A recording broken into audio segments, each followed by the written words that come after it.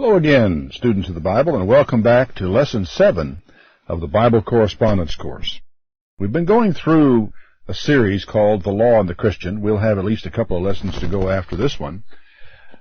But it's an interesting study because it develops a thorough and understanding, I think, of the Old Testament law, how it might apply to a Christian's life, how Jesus looked at the law, how Paul looked at the law, and how that law might be applied as we live our life. There's a widespread belief among many people that Jesus came to do away with the law. The Jews, they believe, had labored under the burdensome law, but Jesus came to offer grace. They think that's something that Jesus specifically told them not to think. They think he came to destroy the law. We learn that far from coming to destroy the law, Jesus came to fulfill it. He said that neither dot nor comma would fail from the law as long as heaven and earth should last. Well, now the question is, where do these other ideas come from? Do they come from the teachings of Jesus? In this lesson, we're particularly concerned about Jesus and the law. And we're going to go through some very specific statements of his and show the way he taught about the law so we can understand his attitude toward it. The lesson starts with Matthew 5, verses 17 through 48. Be sure you've got your Bible open and your notes in front of you. Question number 1 is easy enough. It's basically, what does Jesus' opening statement in this section tell you about his intent in the words that will follow? In other words, the Sermon on the Mount is going to follow all this with all of the explanations and expositions that Jesus will be giving. Okay, what is his overall intent, then, in the words that will follow? Well, he opens it up by saying, don't make a mistake on this. Don't think I am come to destroy or the law or the prophets. I'm not come to destroy them, but to fulfill them. And he means by that to fulfill them simply to obey them, to keep them, to fill them up, to teach them, to believe them. Jesus' belief in and teaching of the law will become very plain as we make our way through the Sermon on the Mount. Number 2, is it possible for any part of the written law to pass away while sun, moon, and earth are still here? Well, Jesus said, until heaven and earth pass, one jot nor one tittle shall in any wise pass from the law, till everything has come to pass. No, it is not possible for it to pass. We covered that adequately in the previous lesson. Question number 3, did Jesus feel that the standards of judgment of the Pharisees were adequate? Well, it becomes plain if you've read through the entire assignment of this section, you'll see that no, he did not think they were adequate, that he would look at what had been said of old time, and then he would explain further. And the explanations that Jesus was giving were very different from those of the Pharisees, and very different from what the people had been used to hearing from the Pharisees. And this is one of the reasons why it was necessary when Jesus started out for him to say, don't think I'm come to destroy the law. I'm not, but I'm going to teach it in a way that may be new to you. Question number 4, are there greater and lesser commandments? Well, Jesus said in verse 19, whosoever therefore shall break one of these least commandments and shall teach men so, he shall be called least in the kingdom of heaven. But whosoever shall do and teach them, the same shall be called great in the kingdom of heaven. So it's plain enough that Jesus saw that there were commandments that were lesser and there were commandments that were greater. And one of the things that I might pause for a moment and make comment on, there's not a thing in the world wrong with using common sense when you're reading what Jesus says. You're going to see very shortly that if you try to take a literal approach to what Jesus said, you're going to get in trouble very quickly. On the other hand, if you just take a common sense approach to it and say, what is Jesus trying to say here and how should I understand it, it will not be that difficult for you. But surely common sense tells you that there are some commandments that are more serious than others, even within the 10 Commandments. I know that if you break one, you're guilty of all. But all that is simply saying is that if you break a law, you're guilty of sin, you're worthy of death, and it doesn't make any difference beyond that. But the truth is, doesn't common sense tell you that there is a difference in importance between committing murder, actually taking a knife and cutting somebody's throat with it, or lying to somebody to try to save your job or get out of trouble or because of some weakness that you might have? I mean, sin is sin, I know, but common sense tells you that there are greater and lesser commandments. Number 5, did Jesus approve of the breaking of even the least commandment? Well, no, of course not. That was the point that he made when he stepped out in this in the first place. Now, Jesus intends to render some judgments relative to the law. And we've already talked about this question of judgments and the rendering of judgments and how it's absolutely necessary to come to judgments about how the law might be kept. Jesus is going to do this in the Sermon on the Mount. I don't think very many people, when they read the Sermon on the Mount or preach from it, really realize that what they're reading is a rabbi teaching about the law and teaching the law. How is the law to be obeyed? He isn't teaching something really all that new in that sense. He's done what rabbis have done before him, to sit down and say, here's what the law says, here's how you keep it. Now, preparatory to rendering the judgments that Jesus is going to make, he makes it clear that he has no intention of destroying or otherwise doing away with the law. He's not even going to weaken it. In fact, the demands Jesus makes relative to the law are greater than those of his predecessors. Number 6, Jesus addresses the commandment, thou shalt not kill. Which verses include his judgments and teachings relative to this commandment? Take a moment to look at it and review it. It actually begins in verse 21 and continues all the way through verse 26. Everything in this section is an exposition of the statement that Jesus makes about the law, thou shalt not kill. Verse 21, you have heard that it was said by them of old time, thou shalt not kill, and whosoever shall kill shall be in danger of the judgment. Okay? I say unto you that whoever is angry with his brother without a cause shall be in danger of the judgment. And whosoever shall say to his brother, Raca, shall be in danger of the council, but whosoever shall say, thou fool, shall be in danger of hell fire. Now what Jesus is here telling us is that at the very root of murder is hatred and anger, unjustifiable anger, anger that goes beyond any realm of common sense. And he is telling us that if you're harboring that kind of anger toward a brother, you are in danger. The commandment could easily be broken by you. Now, as he continues to say, whoever shall say to his brother, Raca, shall be in danger of the council. Whoever shall say, you fool, shall be in danger of the hell fire.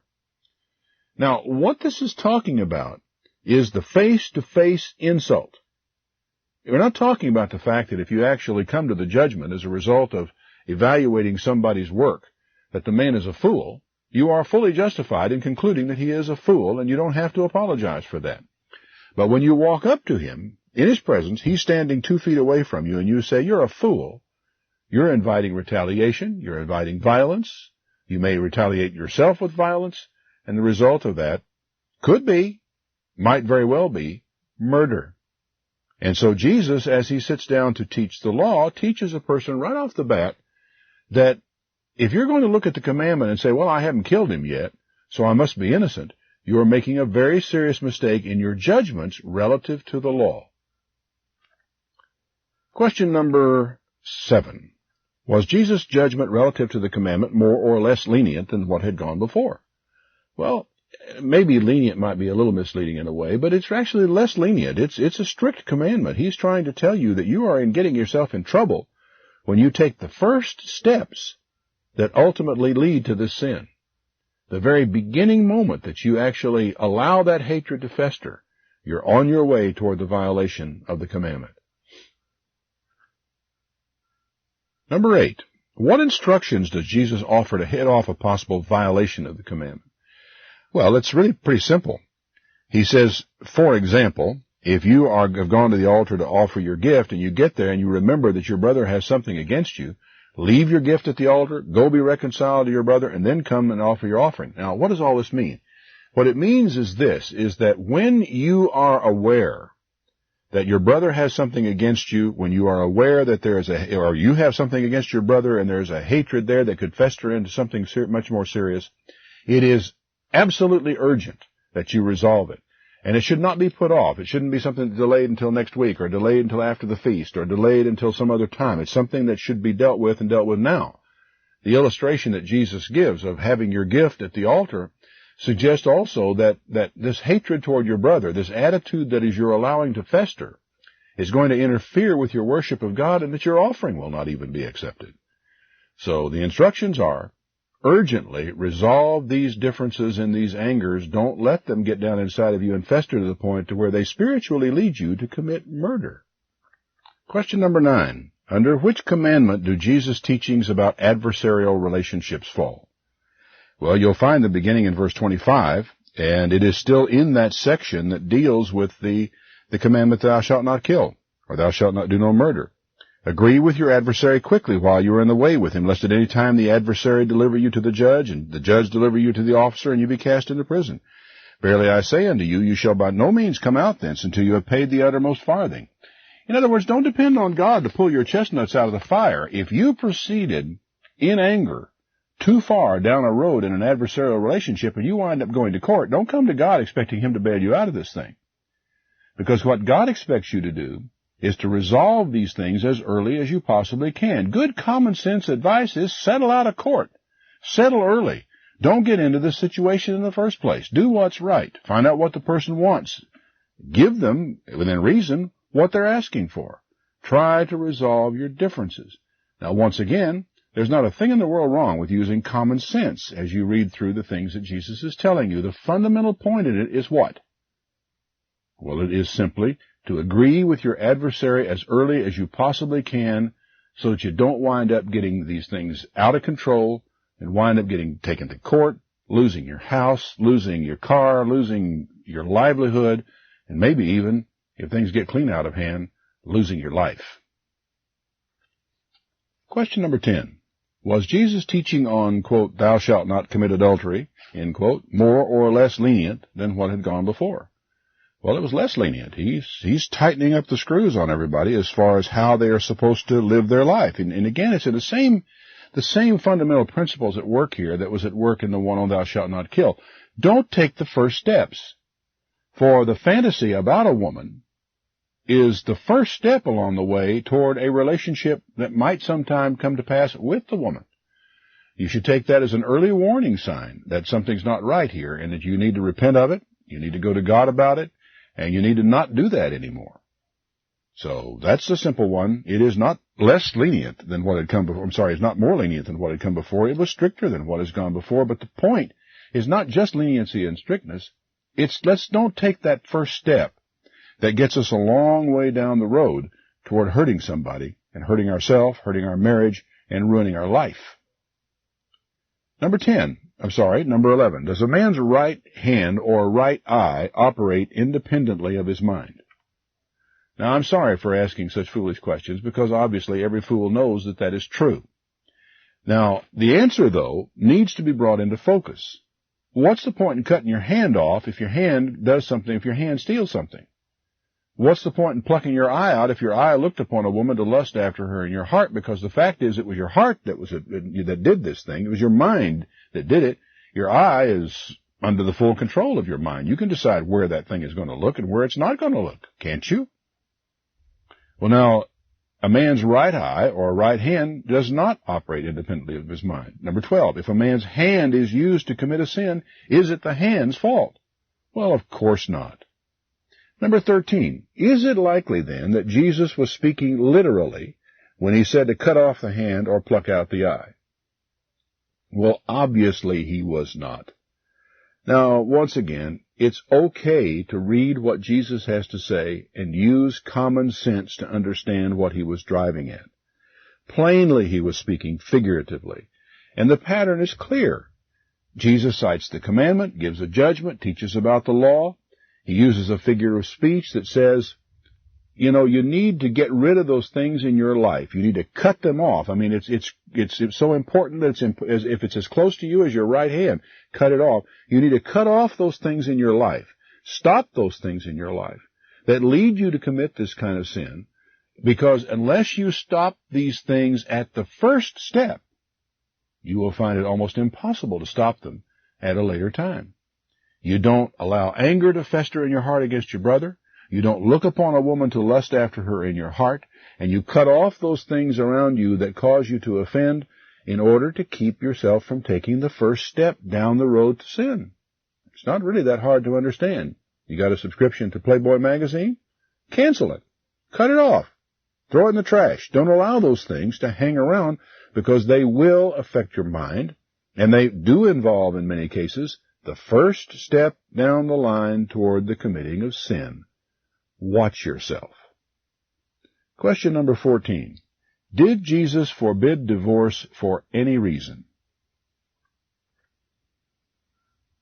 Yes, indeed he did. This particular subject of divorce and remarriage is a complicated one, and it has to be studied over a broader area than what I can cover on this particular tape. We have literature on the subject. Feel free to write to us for the information that develops the subject of divorce and remarriage more thoroughly. But yes, indeed, Jesus did forbid divorce for some reasons. He gave a specific illustration of a case in which a woman might be divorced and remarry, but otherwise they are supposed to stay married all the way to the end. Was Jesus' judgment on divorce more or less lenient than what had gone before, verse 15? Well, it was more strict. It was less lenient than what had gone before. For the Pharisees basically followed what Moses said back in the Old Testament, just write her a writing of divorcement and put her away. They were very lenient in the permission of divorce. Question number 16. Who was it that rendered the older judgment about swearing? Actually, you don't really find these words anywhere in the Bible. The closest thing I guess you get to it is somewhere back in Leviticus 19:12, but it really doesn't come straight out of the law. Presumably, then, this is a matter out of the oral law that had been carried down by the Jews to this point. Question number 17, how did Jesus' judgment differ from theirs? Well, basically, it was that in your life, it really should be good enough for you to say yes and no. It shouldn't be necessary for you to go swearing about this, that, or the other thing, or by the hair of my chinny chin chin, or by your eyes, or anything else. Your word should be good. That was Jesus' judgment on this matter. Number 18. What was Jesus' judgment relative to Leviticus 24:19 through 20? And be sure and carefully compare Leviticus 19 and verse 18. Jesus' judgment relative to the old eye for an eye and a tooth for a tooth law was that one should not exact personal vengeance. That is, one should not go back and try to take an eye when one has cost an eye at a personal level. Now, this does not mean that there should not be a civil authority that exacts penalties for crimes. What Jesus is talking about here is that you as a person, when you have been harmed by someone, you should not be pursuing them in a vengeful way. The law presumed a legitimate authority which would exact vengeance in the Old Testament and in the New. There should be a legitimate authority that will exact vengeance, that will see to it that a man is paid for any damage he has caused to another man. Jesus' teaching concerning this law emphasized the principle of Leviticus 19:18 in that he forbade the pursuit of personal vengeance. Number 19. If a villainous person knocks you down and threatens to do you grievous bodily harm, must you just get up and let him break your jaw? No. Number 20. In such a case, is it permissible to run away? Certainly. It'd make a whole lot of sense to get away from the man. We've already seen that Jesus uses figures of speech to make his point. In other words, he told you if your right hand offends you, cut it off. He didn't expect you to take that literally. He expected you to understand from it that those things that are around you that cause offense, you should get out of your life. And what he's talking about in this particular case, and driving at in the context, is that we are simply not allowed to try to exact personal vengeance. It should be left to civil authorities. And he uses the turn the other cheek in that sense, that if a man knocks you down, you do not pursue him to pursue vengeance upon him. The point simply being that does not mean you can't get away from him, that you shouldn't flee from him. But if you are attacked, you must not avenge yourself. You should leave that to the authorities. Now we'll shift our attention to Mark the 7th chapter. Question number 21 asks, is the conflict here over the law of God or over the tradition of the elders? Plainly, it is a matter of tradition. The Pharisees, in their tradition, unless they washed regularly, did not eat. They had to hold on to the tradition of the elders. Question number 22, does Jesus place the tradition of the elders on a par with the commandments of God? Plainly, he does not. One of the points he makes in this passage is that they were placing their traditions above the commandments of God. They should not be even on a par with the commandments of God. The commandments of God transcend in all cases. Number 23, does Jesus see the traditions as a correct interpretation of the law of God? No, plainly he does not. Number 24, which of the traditions did Jesus' disciples break to raise this question?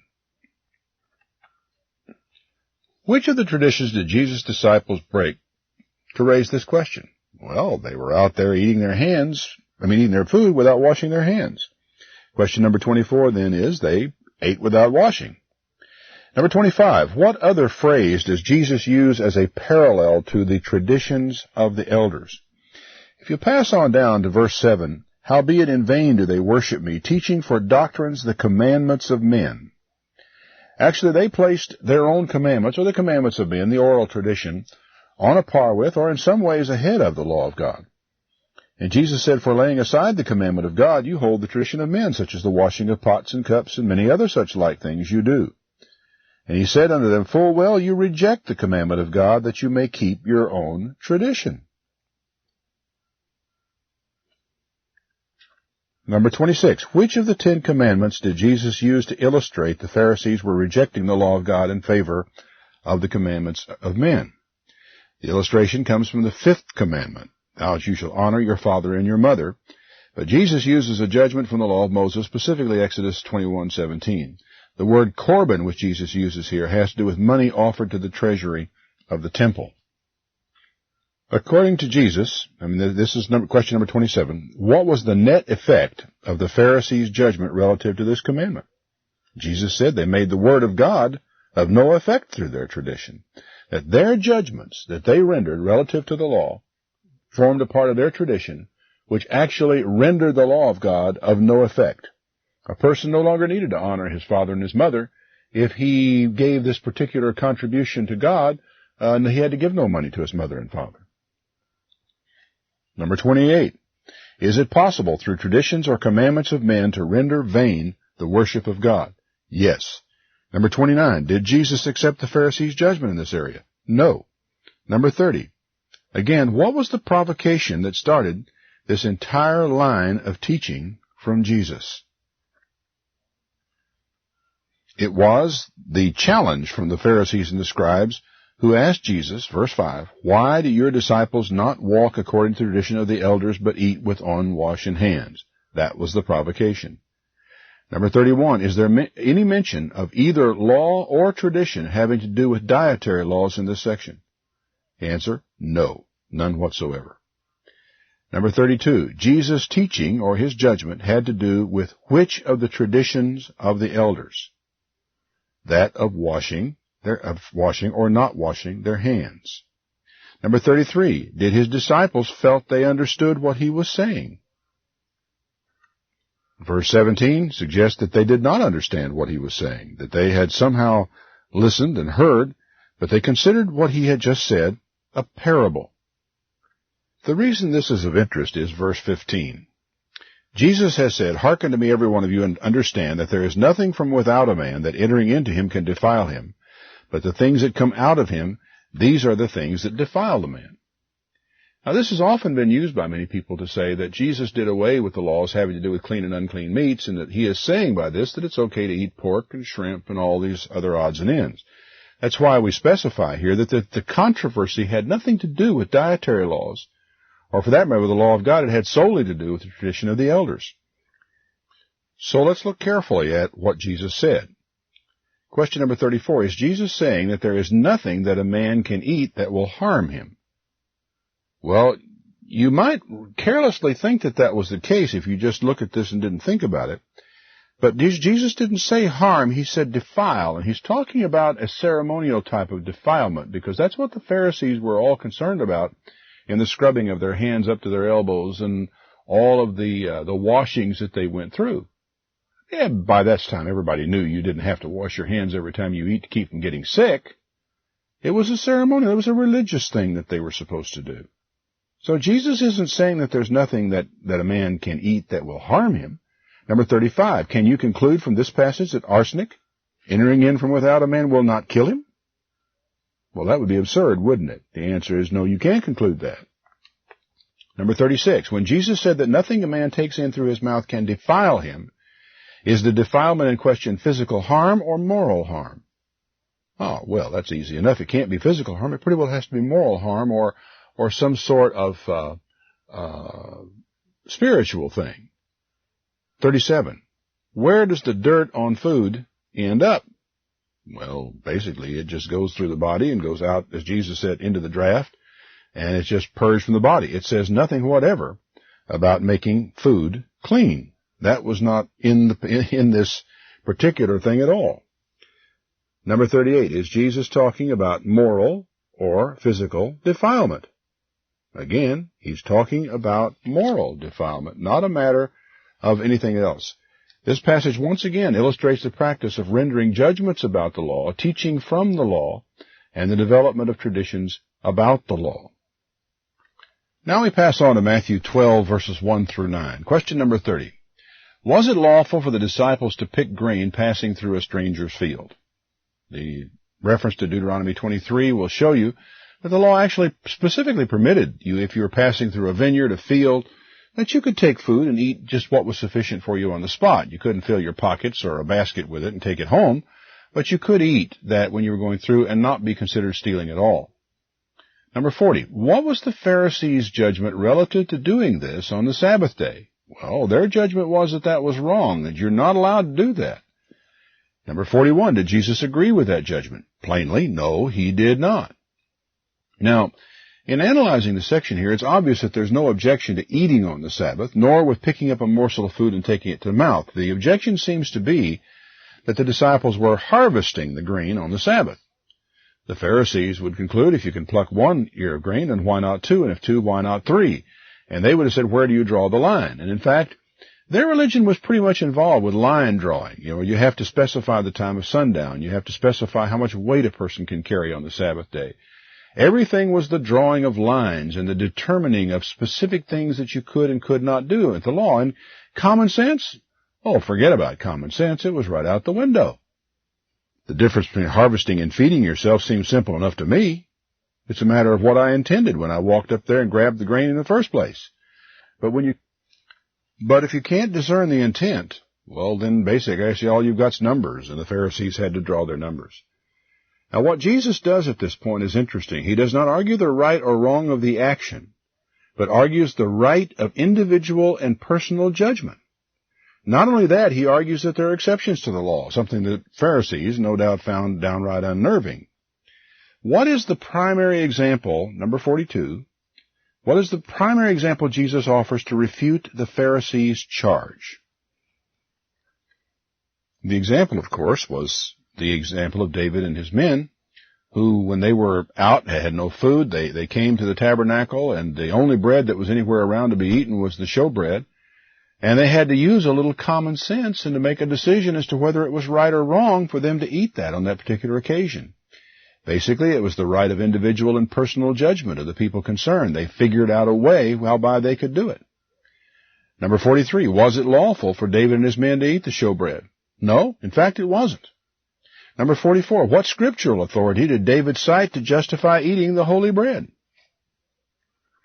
Well, if you read the passage in 1 Samuel 21, you will see he didn't cite any scriptural authority at all. He basically just answered the priest's questions and rationalized the question and went ahead and took the bread and ate it. How did they come to the conclusion, number 46, that it was permissible to eat? By rationalization. They reasoned their way to it. Number 47, did Jesus concur with their decision? Yes, he did. They cited no scriptural authority. They sat down and they reasoned and said, well, now the young men have been kept from women and the vessels are holy, and they had their little discussion, and they came to the conclusion that they could go ahead under this circumstance, on this occasion, and eat it. And Jesus said, yeah, they made the right decision. Note that David and his men reasoned that the case was an exception. They rationalized it by observing that the young men were not defiled and the bread was not entirely holy, and they figured that the thing met in the middle. Yet, Jesus still says it wasn't lawful, and yet he says they made the right decision. Number 48. Did the decision of David and the priest in any way change the law, or was it a simple one-time exception? Isn't that easy? It was just a simple one-time exception. It didn't change the law. Number 49. What if they were wrong? Who was responsible for the consequences of a wrong judgment? Well, the men who made it. That's easy, isn't it? Number 50. Were the Pharisees in any way responsible for the consequences of a wrong decision by Jesus' disciples? No. It didn't affect them at all. It had absolutely nothing to do with them. It didn't change their Sabbath day. It didn't change the way they did things. It had nothing. They were in no way responsible for it. Number 51. In what way might the temple priest have profaned the Sabbath? What duties did they have that might have conflicted? Now, if you check the scripture reference given, you'll know the priests were required to offer more animals in sacrifice on the Sabbath than they did on a regular weekday. So, consequently, they had to actually take the animals up there, kill them, cut them up, lay out the animals on the altar, sprinkle the blood, and by anybody's reckoning, that's a lot of work. So, they killed animals on the Sabbath. Number 52, was the slaughter, cutting, and burning of animal sacrifices work? Hard work. Yes. Did it profane the Sabbath? According to Jesus, it did. Now, I call your attention to the fact that Jesus' first example was of a reasoned exception to the law based on human need. The second example involves something rather different. It's a conflict between two laws. The one requiring that no work be done, the other requiring that sacrifices would be done. In offering this example, Jesus acknowledges that the law of God can sometimes come in conflict, and that a judgment may be required as to which law takes precedence. It's an old question based upon one or the other of two choices, to do the lesser of two evils or to do the greater of two goods. Now, this runs counter to what most of us would intuitively think was true about the law. We would think that the law was all set up in a perfect way so that two laws could never come into conflict. Wrong. They can, and they did, and Jesus said so, and told us how it worked. Number 53, in this example, which law took precedence? Well, the sacrificial law took precedence. Now, why might that have been? I ask you in question 54 to write a paragraph giving your judgment of why it would take precedence. Normally, one would expect the greater of two laws to take precedence. That, in other words, the Sabbath, the Ten Commandments are the underlying, the most powerful law, and anything that came into conflict with one of the Ten Commandments would have to be set aside in favor of the commandment. And yet, on this particular occasion, the fourth commandment, which says you're not to do any work on the Sabbath day, is set aside in favor of a mere ceremony. The problem is those ceremonies were not just mere ceremonies. They were what really the plan of redemption of God was all about. The temple was a stage upon which the gospel was played out. Each of those sacrifices actually, in a way, pictured Christ and pictured a part of his work, and pictured his ministry. They had to do with his sacrifice. And so in the process of doing this, they were playing out on the stage in the temple the plan of redemption. They were doing the work of God. They were, in a sense, preaching the gospel. And that's why it took precedence over the Ten Commandments. Number 55. Did Jesus consider that his disciples had done anything wrong? No. He says they are absolutely guiltless and innocent. Number 56. Had the Pharisees been merciful in their judgment of the disciples? Well, hardly. They had been perhaps fair. They might have been considered consistent. But, fairness and consistency are virtues, but mercy is a greater virtue than any of them. And that was the thing that Jesus chastised the Pharisees for in this particular case. Christ argues not for the abolition of the law, but for a merciful application of the law, a considerate application, a common sense application, an awareness of human beings and human needs and the way these things work. The law is made for man and not man for the law. Number 57. What was the judgment of the Pharisees relative to healing on the Sabbath day? Well, astonishingly, it was wrong. What was their judgment? Number 58. Regarding work done to rescue a trapped animal. Well, their judgment is that work could be done. It's really astonishing to see how on earth they could have come to those two conclusions. Number 59, did Jesus agree with their judgment? Well, yeah, he agreed that the work to be done to rescue a trapped animal was okay, but he did not agree with them relative to healing on the Sabbath day. Number 60, did Jesus see healing on the Sabbath as an exception to the law or as a lawful act? Verse 12, it is lawful to do well on the Sabbath day. His judgment was that healing was a lawful act. He would have considered the work done to rescue a trapped animal, on the other hand, as an exception to the law. What was the Pharisees' response to the miracle? Check verse 14. They went out and held a council against him, how they might destroy him. This, to me, is one of the most astonishing verses in this whole gospel account. Number 62. If there is a day which is the, quote, Lord's day, end quote, which day is it? Well, verse 8 answers that question. The Son of Man is Lord even of the Sabbath day. So the day that belongs to him is not Sunday, it's the Sabbath day. Now we turn to Deuteronomy 24, verses 1 through 4. Number 63. Under the judgments given to Moses, was it permissible to divorce with the right of remarriage? Yes, it was. Very plainly, it was possible. Number 64. Was it permissible under all circumstances?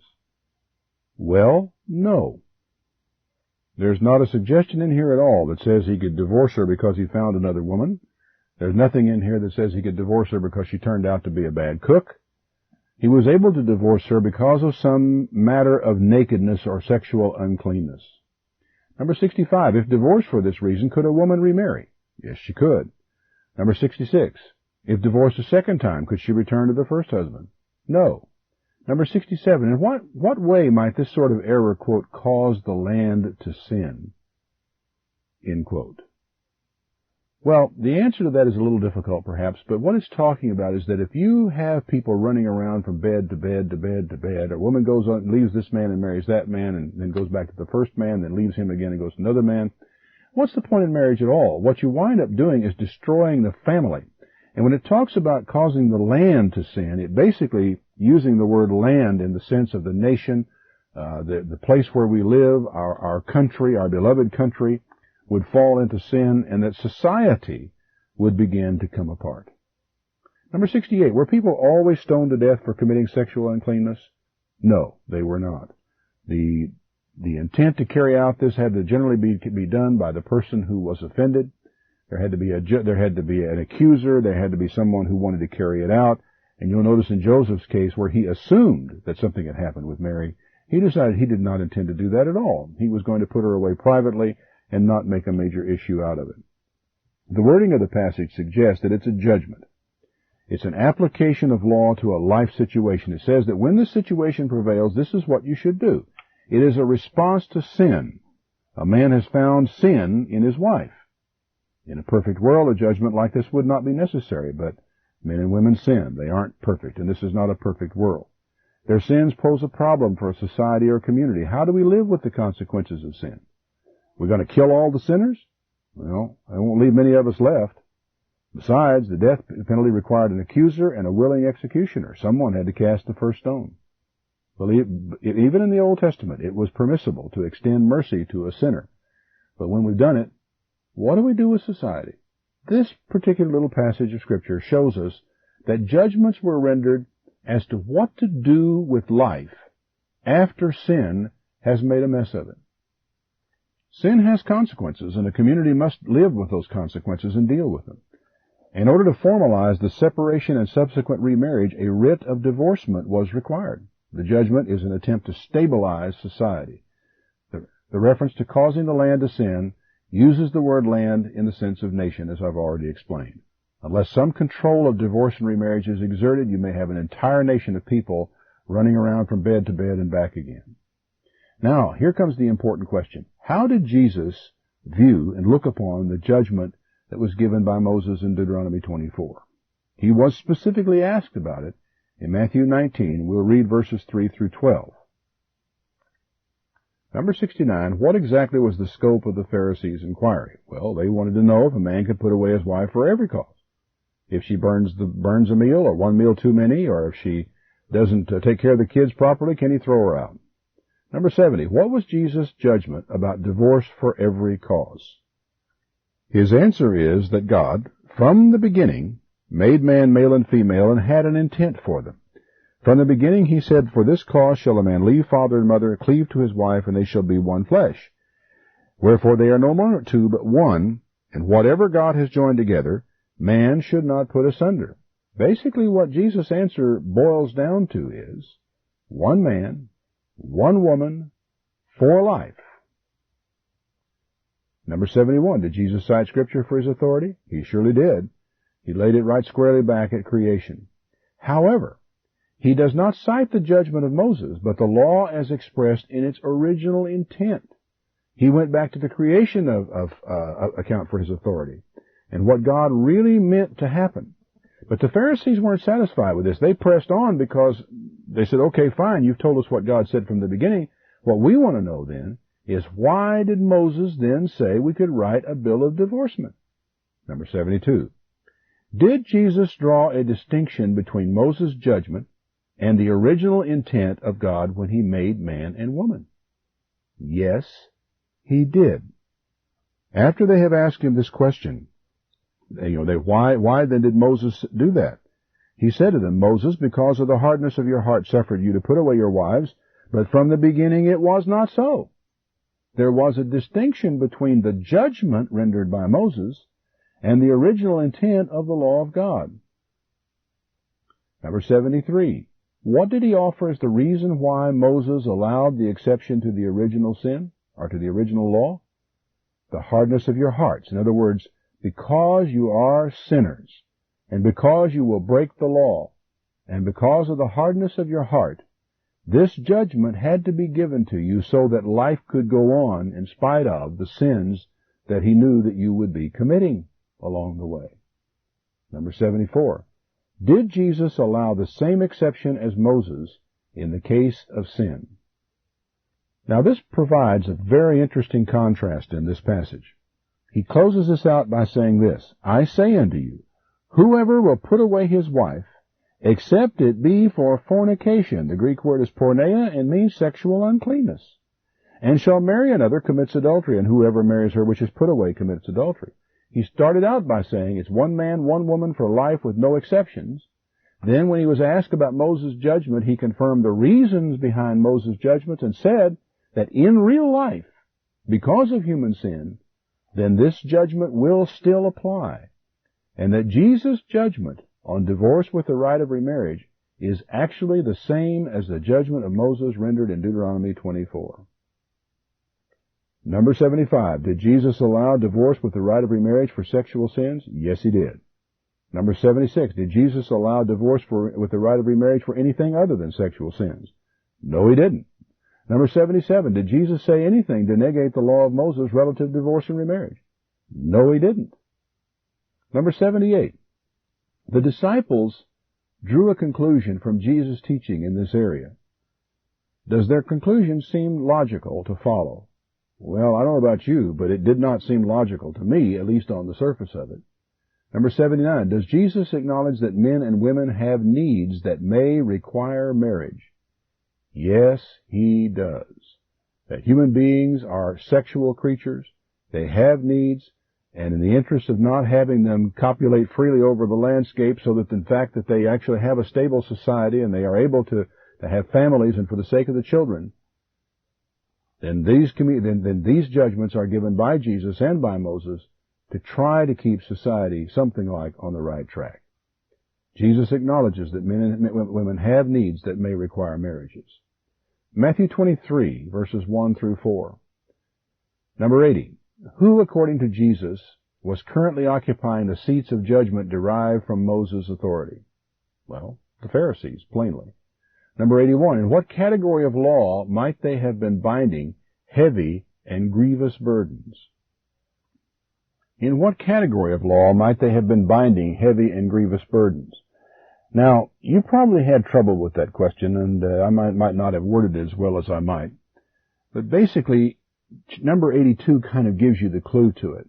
Did they have the authority to bind or loose the written law? No, they did not. So the only category of law in which they could have been binding heavy and grievous burdens was in the oral law, and that was the correct answer to that question. I'm sorry if I didn't give you a better shot at it than that. Matthew 11, verses 25 and 30. What scope of authority has the Father placed in the hands of Jesus? Well, total authority. All power, all authority was given to him in heaven and earth. Number 84. Considered as a yoke or burden, how did Jesus' judgments relative to the law compare with that of the Pharisees? My burden is easy, and it's light. My yoke is easy, my burden is light. There's not much question that the burden that Jesus places upon us is a light one indeed. The law is given to teach us how to live, and Christ gives us enormous latitude in arriving at personal and individual judgments about how we're going to keep that law, and He's going to judge us with mercy relative to that law. He's not standing around waiting for us to make some technical mistake in the law so that he can write it up on a board against us and hold us accountable for it throughout all eternity. The law is given to make men's burdens lighter, not heavier. Self-righteous men saw the law as a means of control and imposed frustrating rules and regulations. They saw it as their duty to see that no one broke it. That's what imposed a yoke of bondage, and not the law itself. But it is sin that imposes the heaviest burden of all. Compared to that yoke, Jesus' burden is light indeed. We'll be with you again in the next lesson.